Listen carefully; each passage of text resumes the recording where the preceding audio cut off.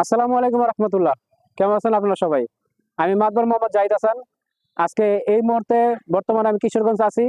সেই পাগলা মসজিদের নাম শুনেছি, গুণগান শুনেছি, কিন্তু আসলে স্বচক্ষে দেখি নাই। তো আজকে আসলাম। তো বিষয়টা হলো, আপনারা দেখতে পাচ্ছেন যে পাগলা মসজিদ ও ইসলামী কমপ্লেক্স হারুয়া কিশোরগঞ্জ। তো এখানে অনেক গুণগান শুনছি, যেমন বাইরে থেকে অনেক লোক আসে, বিভিন্ন জনের বিভিন্ন বিভিন্ন রকমের আহ, আপনার দেওয়ার একটা ইচ্ছা থাকে, মানে যেমন মানত করে অনেকেই। এতে এত মানত হয়, স্বর্ণ গয়না এবং ডলার, বিদেশি ডলার, এগুলো নিয়ে সবাই আসে আর কি। তো যাই হোক, তো এই ক্ষেত্রে আমি আপনাদের মাঝে তুলে ধরতে চাই, দেখা গেছে একটা অ্যামাউন্ট হয়ে দাঁড়ায়, সরকারি প্রশাসন সহ এগুলি টাকাগুলো গণনা করে। তো গণনা করে প্রায় দেখা গেছে আহ, অনেক দেখা গেছে আপনার 10 কোটি টাকা এবং মানে 7 কোটি টাকা, 8 কোটি টাকা, এরকম 2-3 মাস পরে মানে এরকম একটা অ্যামাউন্ট হয়ে দাঁড়ায়। তা আমি স্বচক্ষে দেখি নাই, আমার খুব দেখার ইচ্ছা ছিল। তো আজকে আপনাদের মাঝে এই ভিডিওটা তুলে ধরলাম, শুধু আপনাদের দেখানোর জন্য। আমার মতো যারা আছেন, অনেকে আসেন নাই বা দেখেন নাই, তাদের জন্য আর কি ভিডিওটা করা। তো আপনারা সবাই জানাবেন, ঠিক আছে? তো এই ক্ষেত্রে আজকের মতো আমি আপনাদের কাছে বিদায় নিতে যাচ্ছি।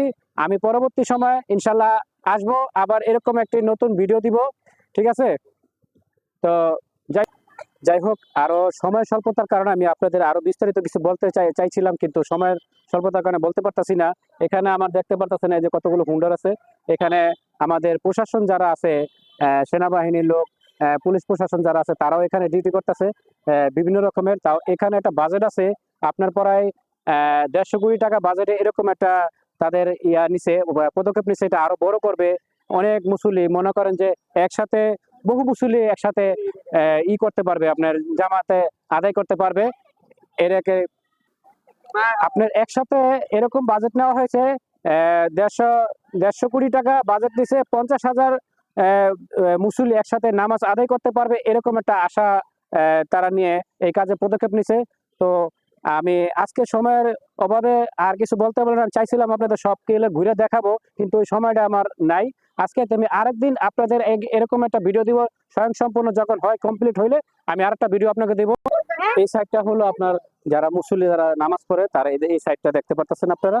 তো মুসল্লি যারা নামাজ পড়ে তাদের জন্য এই সাইডে আসতে আছে, ওই যে ওখানে আছে যারা মানত করে, বিভিন্ন রকমের মানত করে, সেখানে যাইতেছি, আপনাদের ওই জায়গাটা দেখাচ্ছি, ঠিক আছে?